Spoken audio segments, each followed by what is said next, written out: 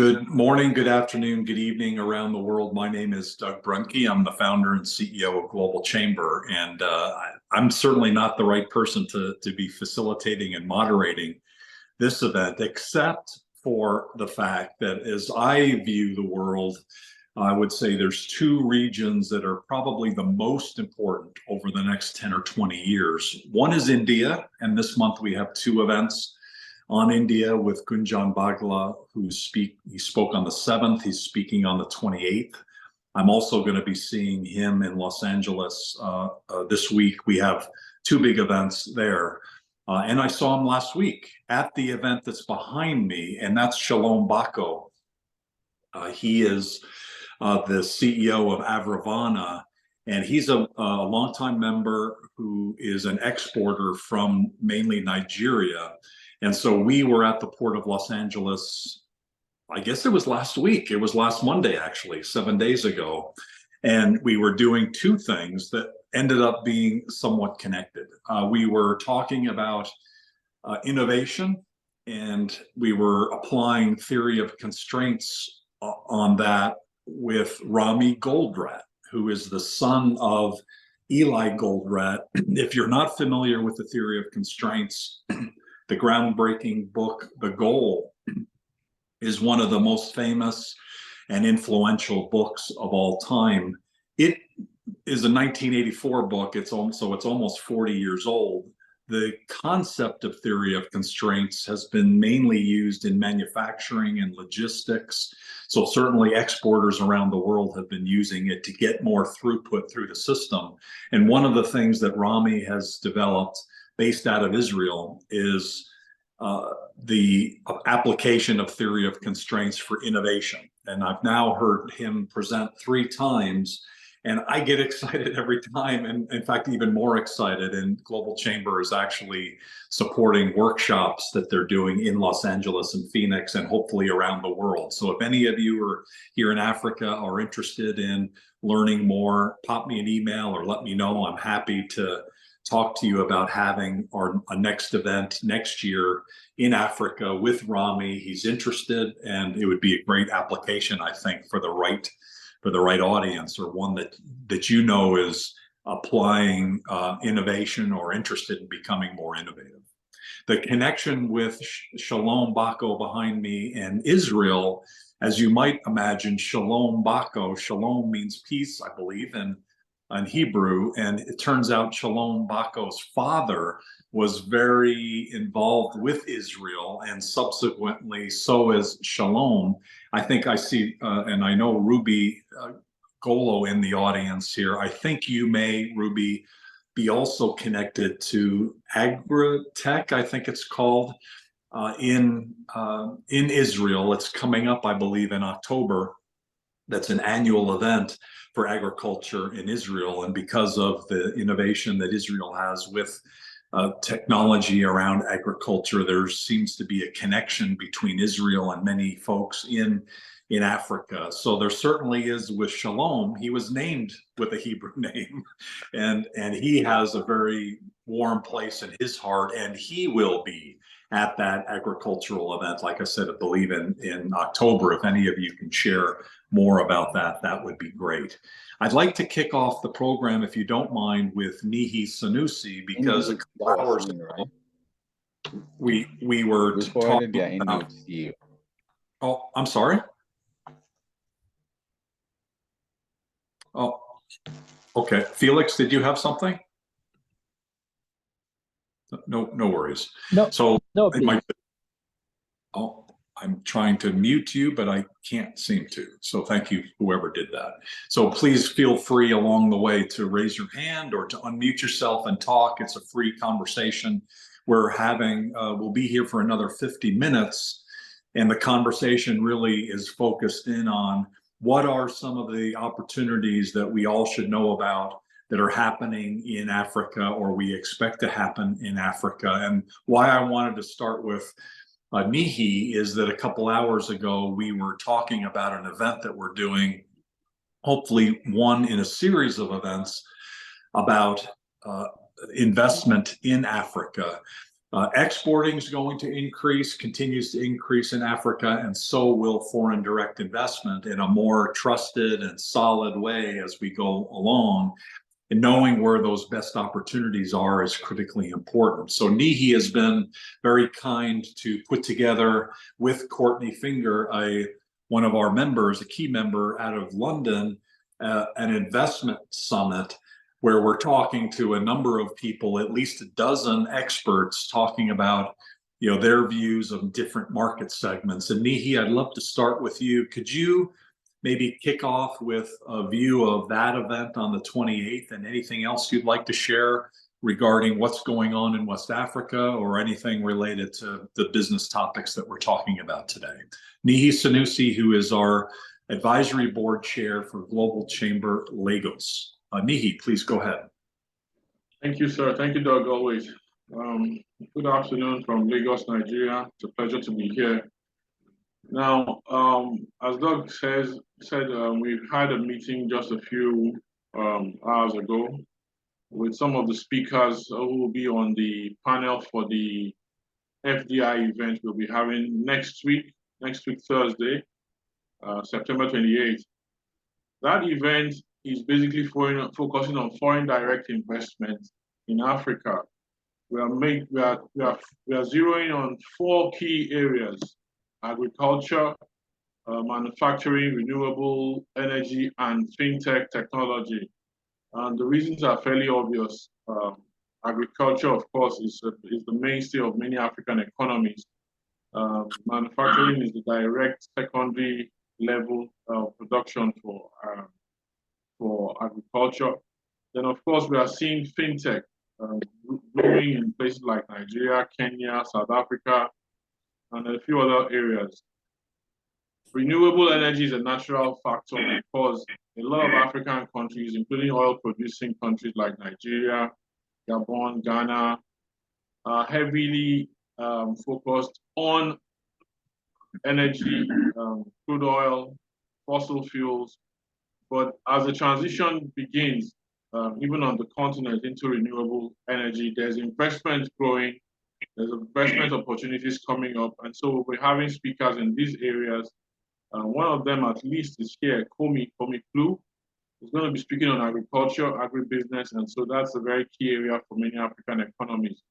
And as foreign capital begins to come into the continent, he will give us some insights into what to do and how to go about those investments in the course of the few years and decades that will be on this.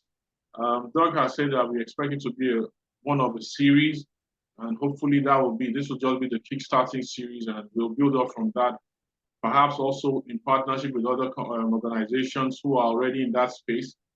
It helps their products because Global Chamber, because of the reach and the size and the quality of its members, is the natural go-to place for export opportunities. So those are some of the things about the conference, the seminar itself. Regarding West Africa in general, a lot of what's happening now has been the politics because of the issues surrounding the coup in Niger and now Burkina Faso and Mali, and quite a number of those issues have taken the front burner regarding West Africa. In Nigeria, the new government is settling down, but it still has a few issues that it needs to deal with at the courts. And so that has not really given it the right focus that it should.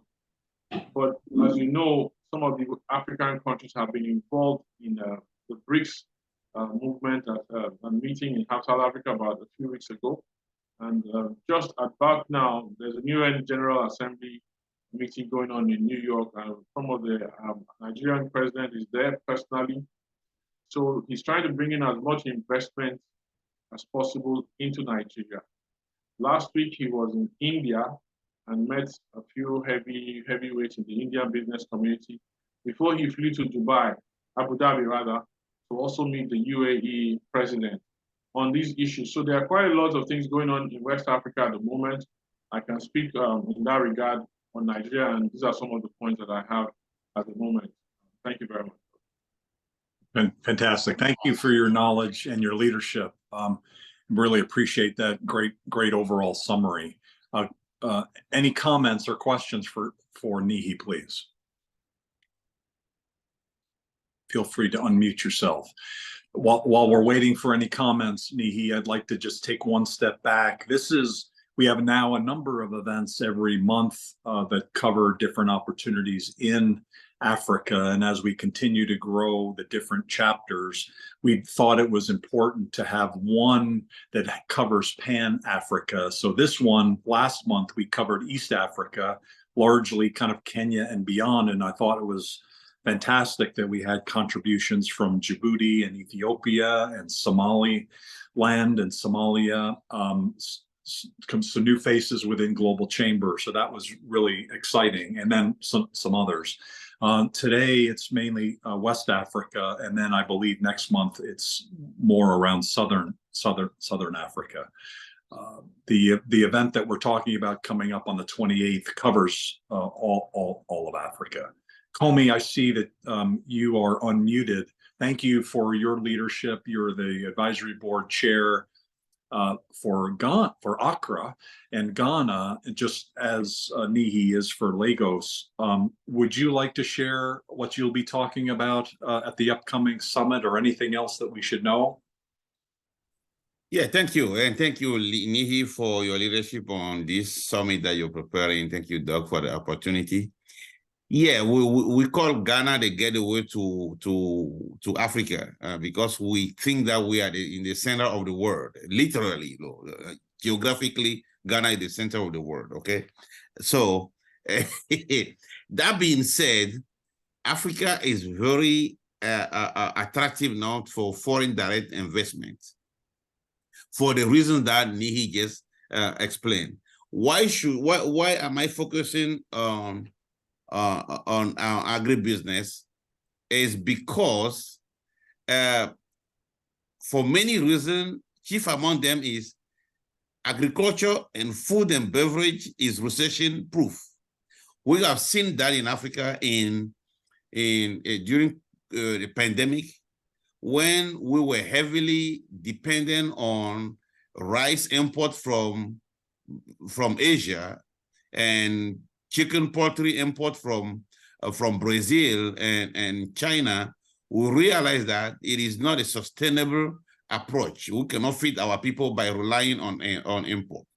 Now, globally, the last statistic that we have on hand, Africa spends close to 35 billion US dollars on food imports every year. And our population is growing so fast. So this is not sustainable. So feeding the people of the continent is mission number one, mission critical. And there is so much money to be made in it. And I'll be covering the value chain of food production in Africa. I mean, in Africa, we don't have commercial farming. And the people who can just come and have the knowledge and the capital to create commercial farming will be making a lot of money. When I'm talking about farming, I'm not talking about just agricultural farming. I'm talking about producing protein, for instance. We know of the former president of Nigeria, Obasanjo, who is making millions of US dollars every month with his poultry farm. And egg is something that we cannot import from anywhere, from outside, because it's so fragile. And the demand for just egg is so high that nobody is able to satisfy the needs. Just one example. So it's a no-brainer to think about food, not just food production, but processing and packaging and exporting. There is a lot of grains that are produced only in Africa. I'm thinking about fonio, for instance. Fonio is a healthy grain that the people who are interested in health, in eating healthy, they are buying from Amazon, from everywhere. That thing is produced in Africa, mainly. And those are things that are in high demand. Anybody who wants to invest in agriculture or who has the expertise is welcome. So that will be the focus of what I'll be talking about. In addition to that, African population is an asset, not a liability. We have the fastest growing and the youngest population in Africa. It's an asset to the continent. And as an asset, we are turning that into human capital. And staffing and remote work is something also that is growing in Africa. Anybody who is interested in that can reach out to me. You can see our logo behind me. Afritech is just a remote staffing company. We have large business process outsourcing companies, even from the US first, that are coming to Africa to build large BPO centers across Africa. I'm talking about minimum 2,000 seats. And now the companies who are traditionally known for business process outsourcing from India and the Philippines, they are coming to Africa because Africa has the population. And of course, our youth are well educated and they are very, very skilled in the latest technology. So anybody who is interested in investing in agriculture or agro processing or in business process outsourcing, we invite them to be on the call on the 28th and reach out to me. Thank you. Thank you, Comey. One of the kind of the driving forces of this conversation on the 28th was to share to people around the world about these opportunities and hopefully a trusted community, within Global Chamber. We see from the outside of Africa, we see a lot of different investment summits and we get approached by a lot of different people. And I see Shankar on the call today. He forwarded me another guy who apparently is somehow involved with Thunderbird. So I'm going to be checking that out. He has an investment conference coming up. And so which ones are good is certainly from my perspective as an outsider, I'm thinking, there's so much going on and which ones do I trust? And so Shankar, I'm going to do my due diligence on that. And at the conference, Courtney Finger is actually going to be including in her presentation, here are the investment conferences in Africa that she trusts. And so I'm looking forward to that. In a similar way, Comey, I'm sure, will have his thoughts and opinions as well. Really love your foresight and your leadership, Comey, because you've been talking about agriculture for many years, technology and agriculture, and focus in on those two big opportunities are going to be lifetimes of opportunity. Thank you. Does anybody have any questions for Comey, please? Any thoughts or questions for Comey? And feel free to raise your hand. I'd like to, since Shalom Bako joined us. Shalom, here you are behind me, and there you are somewhere else. I think you might be in Los Angeles this week. Or do you have a moment to share a little bit about the latest on your shipments into the U.S.? One of the things Comey talked about is self-sustaining agriculture in Africa and reducing the imports into Africa. But then the next step, or the logical parallel step, is to export products. And that's what Shalom is doing from Nigeria. Are you available to chat, Shalom, or not? Sure, I'll chime in and give a few words. Wonderful. Thanks. You. Hello to everyone. So I'm Shalom Bako, and as Doug said, my business is primarily involved in, exports from the continent to other parts of the world, and most recently to Los Angeles Port, where I met Doug, and we had a great time at the Port of Los Angeles there, and to welcome the containers that arrived. So yes, we have some updates. They're going through exams, and it goes through customs and goes through USDA and FDA, and then they get released. So it's a whole process to importing, exporting, and over the years I've been able to do that primarily with our own African superfoods. I'm glad Comey talked about fonio. In Nigeria we call it acha, and that's actually one of the things we we've imported into the US and distribute in some of our distribution centers here in the US.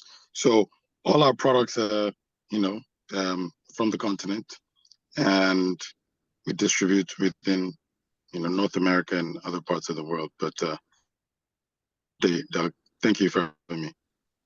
Fantastic. Thank you, thank you, Shalom. Thank you, Comey. Let's keep going around the room, and feel free to either raise your hand or just unmute yourself and speak. If you don't mind, Cliff, I'd like to circle back with you. You're in East Africa, and you're the new executive director for Global Chamber in Nairobi. Are you available to chat now and just kind of give your perspective on West Africa and any other opportunities that you'd like to share? And I don't see you either unmuting or coming across, so you may not be available. That's all. There you are. Hello. Hey, how are you? Hi, how are you, Doug? And everyone else. Thank you for joining, and thank you for last month and the comments you made about East Africa. I'm just curious, based on what you're hearing here, anything else that we should be thinking about, or any comments? Actually, I was wondering, what about other aspect? Like we're looking looking at the globally. What we are looking at is conventionally we're used to the traditional markets. Investors coming in, foreign investors coming in, and now is it their chance for those investors who want to go into sports? Those are things which I'm looking at as a business developer. And there's a huge gap, and there's a huge market in terms of agencies, in terms of researchers, in terms of name it, within the sports industry. So this is one area which I've realized that need a lot of investment in it, and also it also helped to boost the youth bulge across Africa, especially looking now that we're going into Olympics, we're going to other sports. Literally, Africa is leading in these sports, but when you look at it being looked at as an investment, very few companies are looking at it as investment instead of they're looking at it as a leisure activity. Secondly, I'm looking at there's a lot of fintech activity going on in Kenya, East Africa, but also there's a new bulge in terms of HR softwares that are being developed here in Kenya, and they're also looking for foreign direct investors that they can leverage at the softwares at an early stage before they even go global, which some of them are looking at capturing the market of the 350 million within the East Africa. And there's a huge need in terms of solutions being around this HR governance of HR software.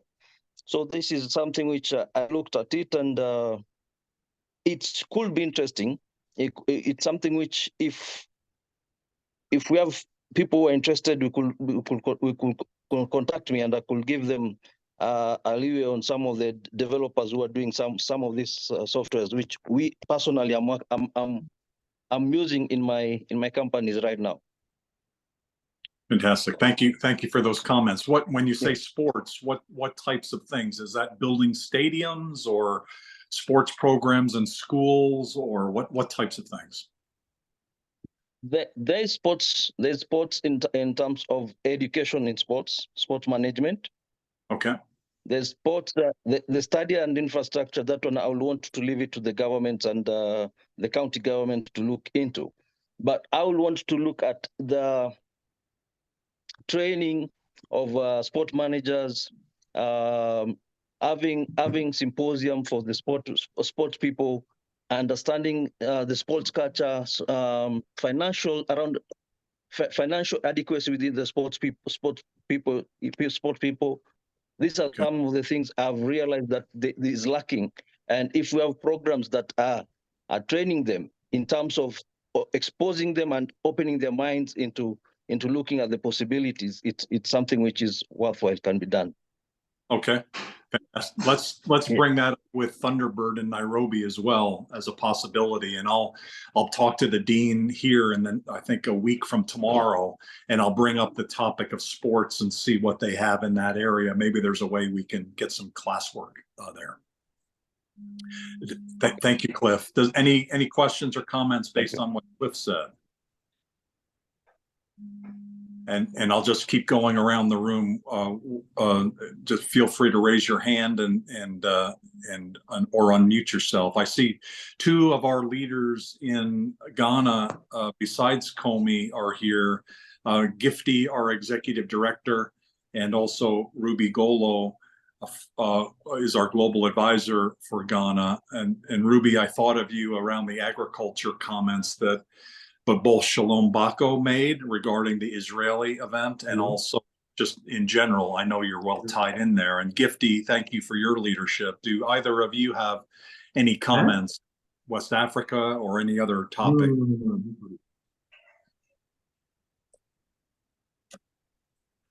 Either Gifty or are you there? I'm in a meeting. Oh. Maybe not. So if you hear me, then and you can't talk right now, just unmute yourself later, and we'll get you connected. Let's go back up, and I think I saw Salam is here. So Salam, I'm not sure if you can unmute yourself and talk, but Salam Ayalu is our executive director in Ethiopia. She's been traveling for months, and she's back in Ethiopia. And I think you mentioned you might be doing an advisory board meeting either this week or next. And so thank you. Obviously you're in East Africa, but you've learned a lot on your journey, and you've been meeting with a lot of people. You came to our headquarters, so thank you very much for that. It was great to meet you in person. Are there any perspectives that you'd like to share here today? Yes, Doug, thank you so much. I know it's been quite a travel, from east to west of US, and there was also a lot of learning. I know I missed our East African meeting, but I really want to have a sense of what's being discussed with the West African meeting, so that's why I have joined today.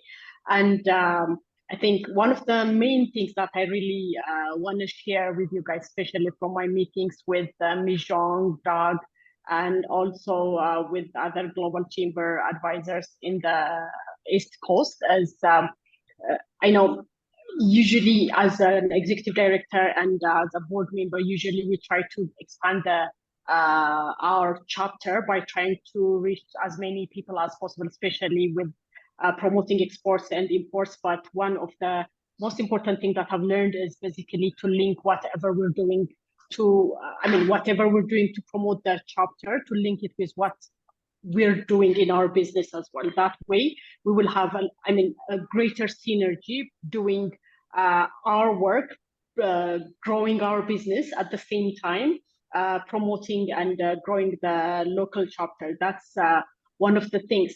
And I know my background usually comes from development side, and usually I'm inclined into giving more than seeing things from what we can get out of from our interactions. So another most important thing is, in all of the discussion that we're trying to do, in all of the networks that we're trying to establish, it's really important, what do we get out of it, and what can we offer to the people or to the organization that we are dealing with as well. So these are the most important things, and we have our advisory board meeting scheduled on Thursday. So these are the main things that we would like to build upon and grow our chapter. Yeah, what's the situation in Ethiopia right now? Is it things stabilizing, or anything that you can share? Obviously, on the business side of things, are you feeling like things are solidifying for opportunities? There are always new challenges that are popping up. Things are not getting better, especially most businesses are not concentrated in Addis because of, security situations around Addis and, the big regions. But, business is not, life doesn't stop. So organizations are doing their business. So I know there are a lot of challenges, especially when it comes to foreign currency, and that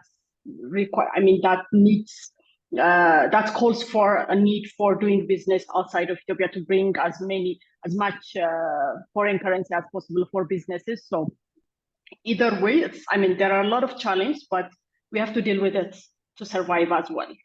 So, Sure. it's not as such.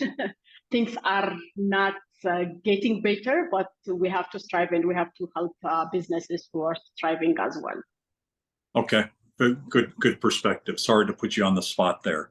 One thing that you said reminded me of a Facebook post I saw this morning from someone I went to high school with.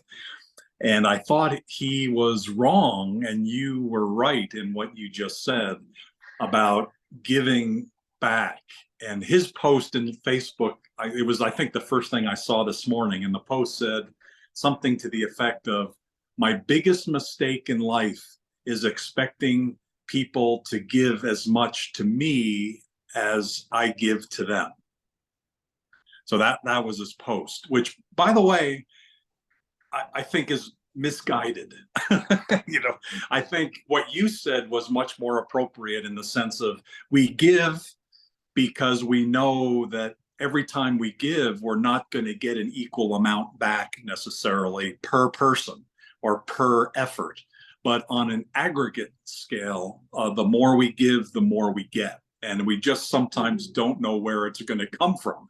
And usually my experience is it usually comes from places we maybe didn't expect. And so that's the reason why we give, because we know we're going to get. We just don't know where it's going to come from. So I think there's not much I can do for him, and I'm not a person to try to make a correction in his Facebook page. I just feel sad that that's kind of how he feels, because that's a frustrating, I think any of you and all of us have had that experience, right? Where we give to somebody or something and nothing comes back. And that's a frustrating experience. But I've tried to then just take a step back and say, well, wait a minute. It's not right to expect something necessarily from every single give. You have to think of it in a bigger perspective. So thank you so much for what you give. And it was a great opportunity to meet you at headquarters. It was awesome. Thank you. Same here, Doug. The event that Salam came to was a Mandela Washington Fellow event that we did at Global Chamber. It was actually Mandela Day. So it was July 18th. And so we each met the grandson of Nelson Mandela. We heard a lot of different speakers. Shalom Bako being in the room, I think I mentioned to him that one of the most amazing speakers was a lady from Abuja, Nigeria, and she was going to go back to Nigeria and change the world. And so we love the fact that she's involved with Global Chamber, and would love to have her maybe as a speaker sometime in the future. Let's continue to go around the room, and feel free to either unmute yourself or raise your hand. I was going to go to Mohammed. Let me see. Mohammed in Djibouti, again in East Africa. But Mohammed, thank you for contributing last time. I really appreciate it. Is there anything else that you'd like to add to this contribution? Clearly, Djibouti is a key port city. There's product coming in and out of there for Africa. Is there anything that you would like to share, please? Hi everyone. I hope everyone is good, and I know the 28th is very near, so we are ready. We are ready to participate. I do. Hello, how are you? Thank you for participating. We look forward to it, and look forward to working with you going forward. You're doing a lot of really great work with a lot of different companies. What's your view on the ground in Djibouti in terms of the business activity? Is it increasing or staying the same or decreasing? Or what are some of the opportunities in Djibouti? Again, this is a West Africa conversation, but nonetheless, I presume there's some trade with West Africa from there, and you have some perspectives. Yes, that's right. So I think Africa, all the continent, we are well connected right now.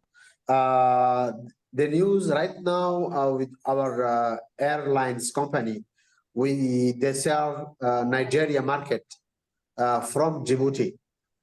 So Africa now is more connected with Ethiopia Airlines, and I say hi to Selema, Ethiopia.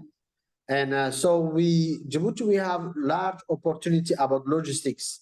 So we are like the gate of Africa, and we proclaim this definition, the gate of Africa, because we invest a lot, very high infrastructure for the logistics ports. We have 7 ports, so we import everything: cars, fuel, goods, everything in worldwide. So the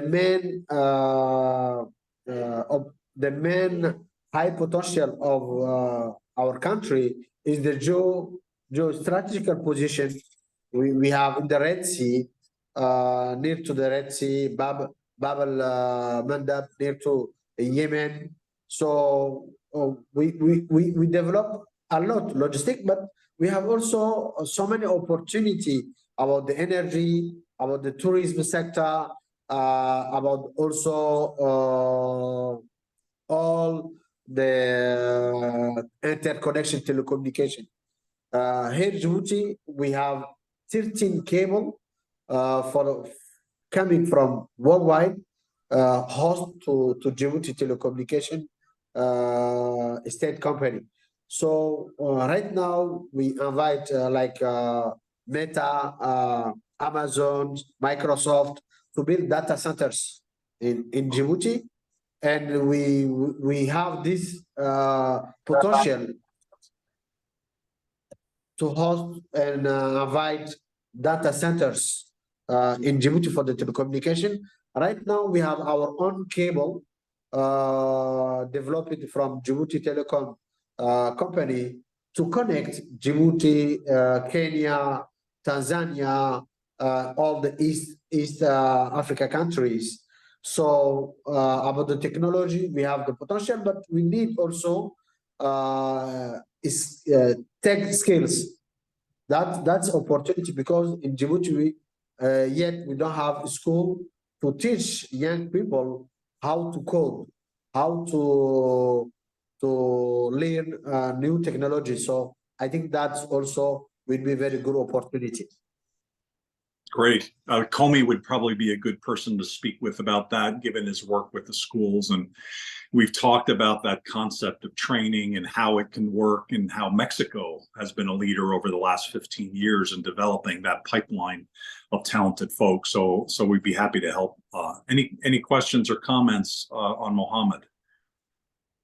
There's a couple other people that I want to make sure that we speak with, and then I'm just going to open up the room. I see Maimun Mustafa is in the call. I presume you might be in Dhaka today.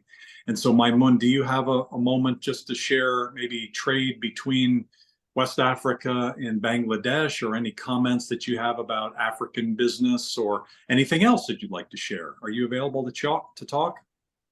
Hi, Doug, and hello, everyone. Thank you for giving me the floor. This is Maimun Mustafa, Executive Director of Global Chamber Dhaka, and essentially Bangladesh for the moment.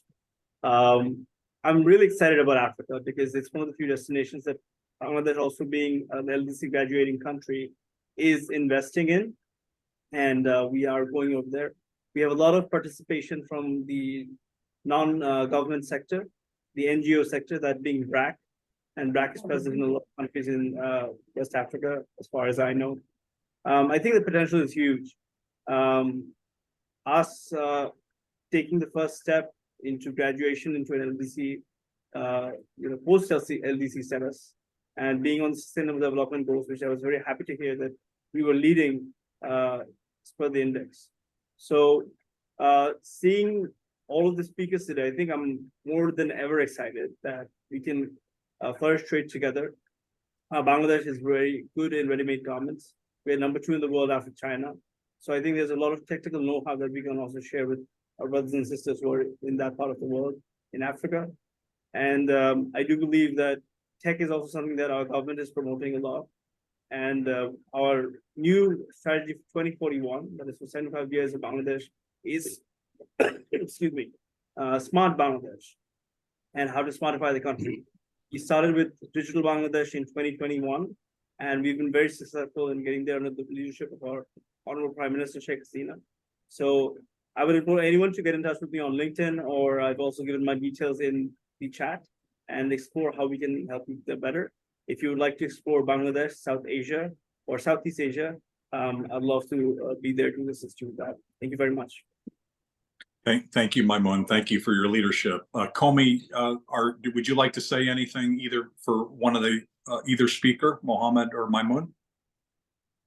Oh yeah, what Mohammed and Mahmoud have said, they just like very apropos, and Africa is opening up to the world, and especially regarding what Mohammed said about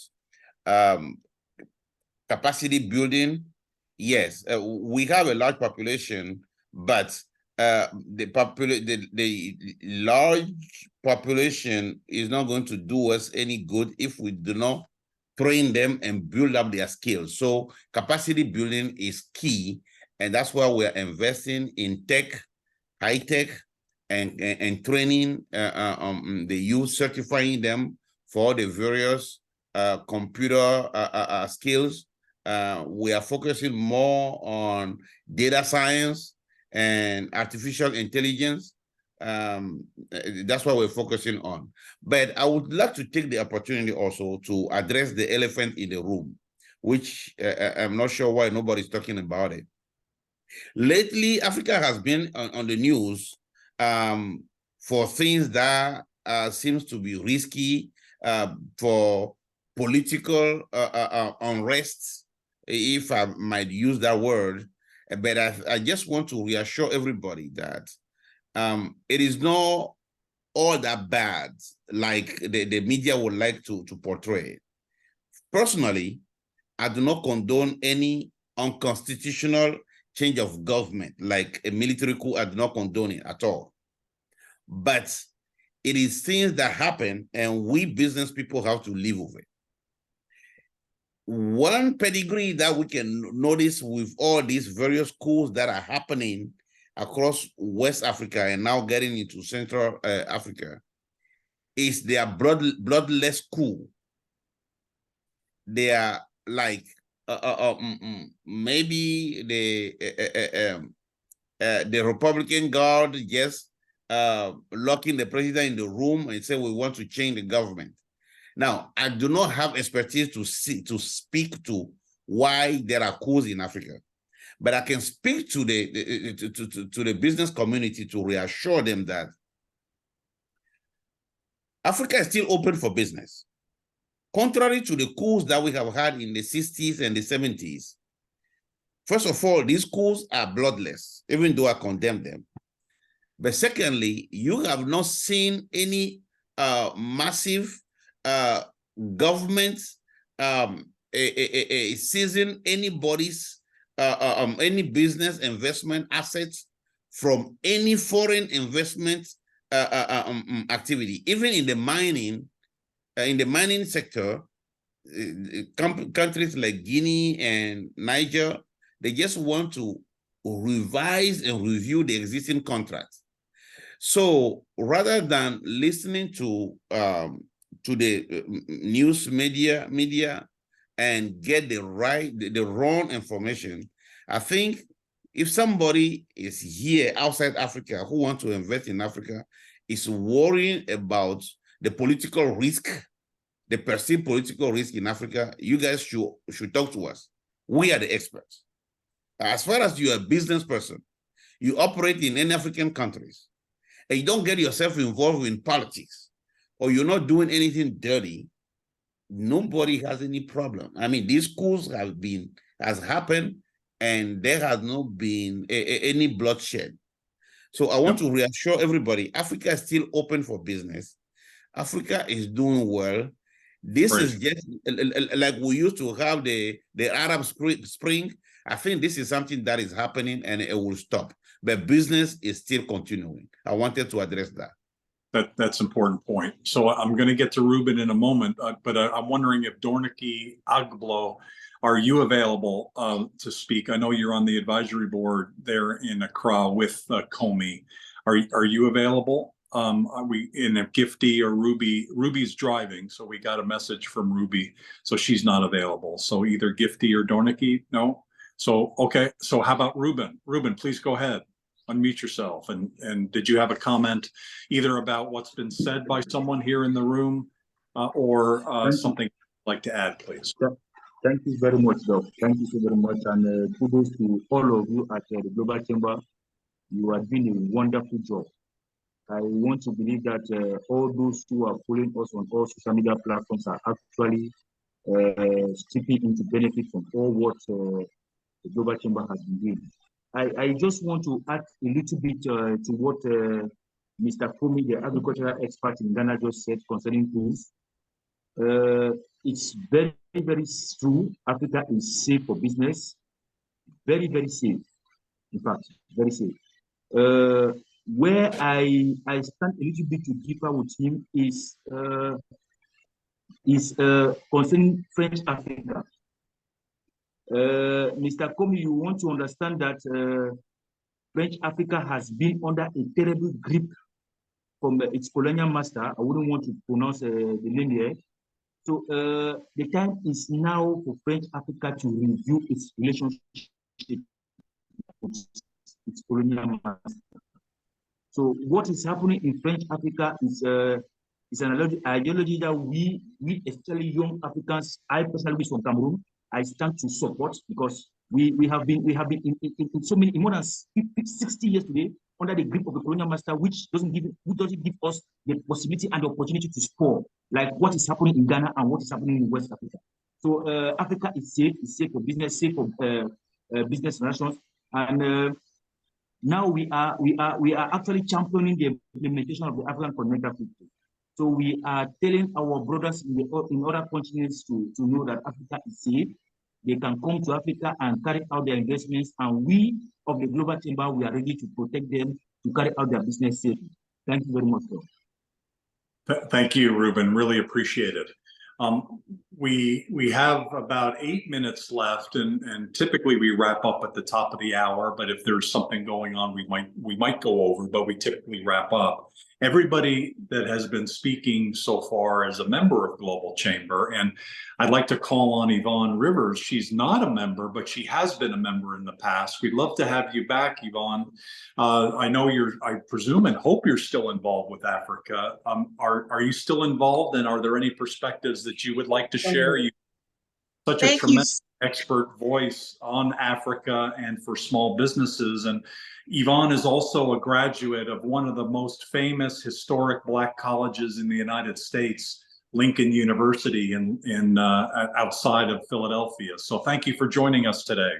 Thank you so much, Doug. Thank you so much with that. Yes, I'm still involved with Africa. In fact, leaving in about 2 weeks to spend nearly a month in Africa. I will be in Rwanda, speaking at the AfriLabs, the gathering. AfriLabs is a not-for-profit. For those of you who don't know, they operate in 50 African countries with business hubs. So get connected with them. And although I heard some names of people in Nairobi, when I'm headed to Nairobi on October 14th, we're doing a She Power conference that we're going to have a pitch tank with women SMEs pitching. We're going to have a trade deal room. And Doug, since you and I have talked, I am now an AGOA advisor. I've been trained and have a contract with USAID and Prosper Africa. So a whole new thing of actually exporting from Africa to the US, and we do back and forth too. So I put my information on LinkedIn. I'll try to put it again, but please connect. Some people have already connected with me so far, so I'm excited because we have a staff in Nairobi, Mombasa, Harare, Zimbabwe, Kigali, Rwanda. So we're in Africa. I'm based in Washington, D.C. So that's where my base is. But we do things from training, virtual, capacity building, strategic planning, and so forth. We grow businesses. We grow businesses and help them to grow and for them to export. So those of you who have supplies in from Africa, connect with me, because we've got an opportunity to put you on a digital platform to sell your suppliers to buyers in the US. And those of you who are buyers who want to buy from US or across the globe. Something came across my desk today for information about people in Netherlands and in Germany. So this is a global thing. So thanks again. Thank you, Yvonne. Global and unstoppable. Let's circle back for sure. Thank you for sharing that. Dornicky, I see your hand raised. Yay! How are you? Are you in Accra today? And what would you like to share, Dornicky? Yes, I'm in Accra. Hello. Hello. Everyone. How are you? How are you doing? Doing really well. What would you like to share today? Thank you for being a longtime member of Global Chamber. How do you see the world of opportunity from your perspective? So I just wanted to touch on what Komi said. In as much as Africa has its own problems, as I always say, where there are problems, there are opportunities, right? So I want people to look at opportunities that can be found in Africa in the face of its problem and come here and invest. It's a great place to do a business, and we are very friendly. Our arms are open. And so they should come. You're working across Africa in translation and localization, and you're a valuable resource. Are you seeing a business uptick, or what are you seeing in business overall in terms of investment in Africa? Can you come again? Hello, are you seeing? Dad? Hi, are you seeing business increasing or staying about the same? And where do you see some of the opportunities going forward with your translation business? I think there's business everywhere. There are a lot of opportunities, because what people do not know is that for every business you need communication. For every sector you need communication. So I see translation thriving in every sector, be it teaching, be it finance, be it IT. So there's lots of prospects, and I expect businesses to come and liaise with us to do business, because if you're doing business and you want to excel in another market, of course, you should adapt to their culture, and you need professional translators to help you do that. So they should liaise with us and let's do business. I think it was in Facebook that I saw like a little bit of a dancing going on. That was, yes. I think that was you, wasn't it, and your team? Yes.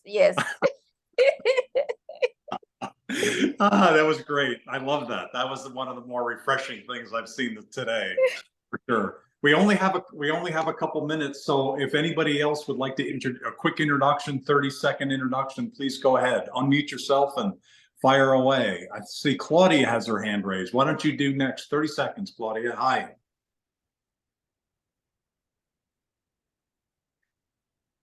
Yes. Good afternoon, everybody. I'm global advisor and for Benin and Togo for Global Chamber, and I want to speak about business in Benin and Togo. We have very good opportunities here too. We can make business in many sectors, like in agriculture, tourism, and other sector of economy. I hope we can have many great activity together, and and increase our business. You've been involved in tourism. Have you successfully sold your business yet, or how is that going? Okay. You say? You've been involved with tourism, Yes. and you have a business that you've been selling. Have you been able to sell your business yet? Yes, my business in Benin. Yeah. Okay. And Monsieur, can I translate? Can I translate to her in French, please? Do you permit that, Doc? Can I translate to her in French?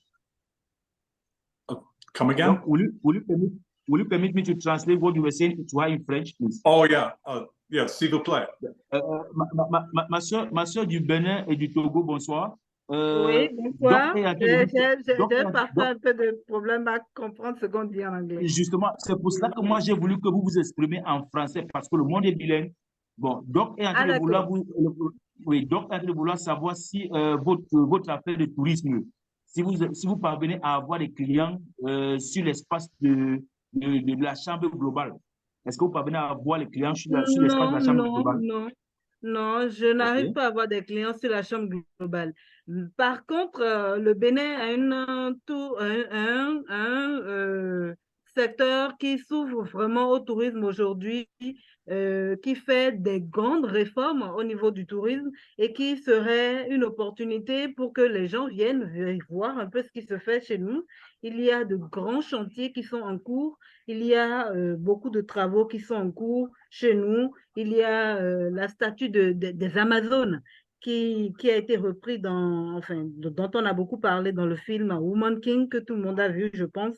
Et ce serait super bien de pouvoir découvrir aussi la route des esclaves qui est aussi en chantier, qui est en train d'être repris pour qu'on puisse installer maintenant un vrai bateau pour que les gens puissent revivre vraiment l'histoire des esclaves au moment de la traite négrière, sans parler des royaumes, des anciens royaumes, les royaumes anticolonialistes qui ont été très, très forts chez nous, les royaumes d'Abomey qui ont été rénovés, qui sont là pour revivre un peu tout ce comment nos rois ont été. Il y a d'ailleurs eu, il n'y a pas longtemps, une exposition des œuvres d'art qu'on a pu récupérer du Quai d'Orsay en France et qui permettent aujourd'hui au Bénin de montrer à la face du monde tout ce qu'il a Merci infiniment, ma chère sœur. Donc, thank you so very much. She's talking about the tourism opportunity in the Benin Republic, and we all want to know that Benin Republic is one of those countries in West Africa. So she's talking about all the touristic opportunities in Benin Republic, and that she has not been able to attract tourists using the Global Chamber platform. So I was like telling her to do a lot of online work so that she can actually meet that. So thank you very much, Doc, for us not to take much of the time. Thank you. Merci beaucoup. Thank you very much. We're going to go probably a couple minutes over. I see Ruby has her hand up. Did you pull your car over, or did you end up where you are? Did you want to say something, Ruby? Are you available? Yeah, I've just pulled over. I've collected my daughter from school. I just want to say that I share in the points highlighted by my colleagues, which is very valid. In addition, anyone looking to Africa, I will encourage that they consider market research. That way you get prepared and you kind of have some kind of hand holding before you actually venture out here. So consider market research because it will really help you prepare for this market. Thank you. Know before you go. That's a great idea. Thank you for emphasizing that. Who else has anything? And then we'll wrap up as soon as we finish going around the room. Anybody else have anything to share, please? I see Santosh in the room, and you're sending your information out of Bangalore, very ag-oriented. So check out what he's involved with. Let's see, I saw Shankar. Yeah, Shankar's here. Thank you for the information. I mentioned that earlier, Shankar, about the investment forum that you've identified. So looking forward to learning more about that. Anything that you'd like? Thank you, Doug. Thank you. In fact, it's very a great meeting today with all of our African friends, because it gives me an insight and understanding of the great opportunity the world is talking about.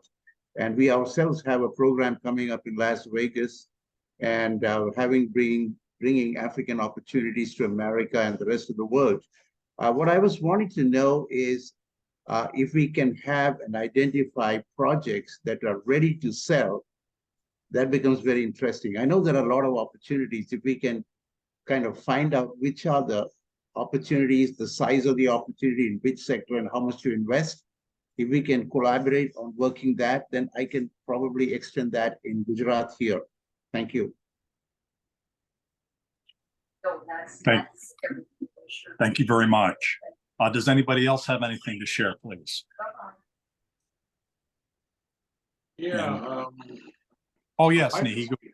We definitely want to emphasize the event coming up on the 28th of September. I hope all of you can attend the investment summit that Niyi and his team have put together. What would you like to share, Niyi?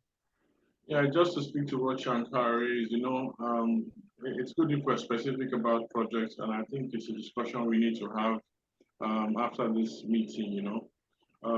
Clearly, there's a lot to be done. There's a lot to do, but we also need to be able to classify what kind of investments will work for the initial stages. So I think it's a good idea, and it's a discussion I'll be willing to have and take to the next level.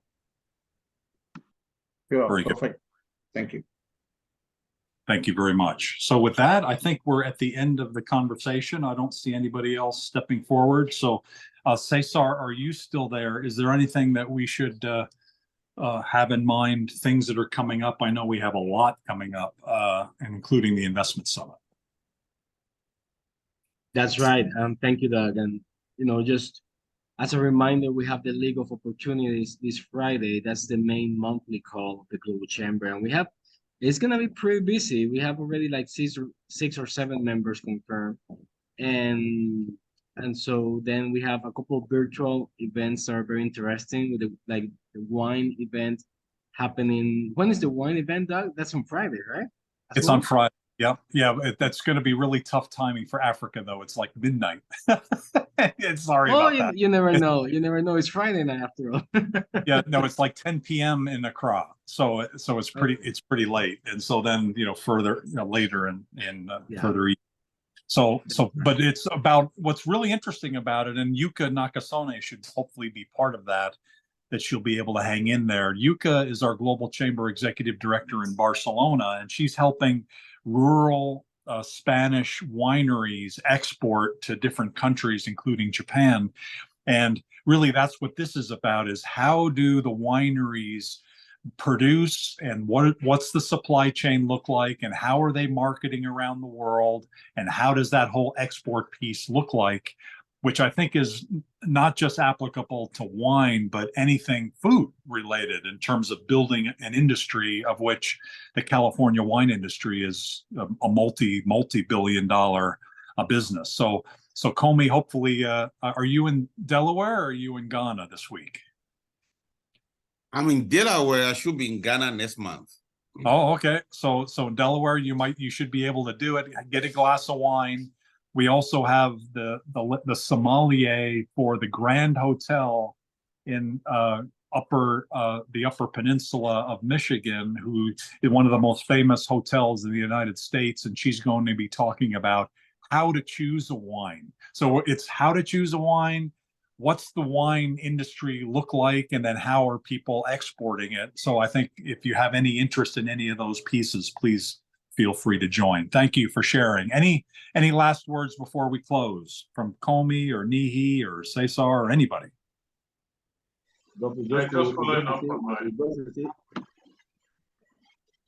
I'm sorry, go ahead, Ruben. Yeah, Doc, it was just to say thank you to you and other board members for rendering our space bilingual today. I'm very, very much grateful. Thank you. Yes, merci beaucoup. Merci, vraiment. Je suis très content parce que notre causerie aujourd'hui a été très bilingue. Vraiment, donc, merci et vraiment mes félicitations.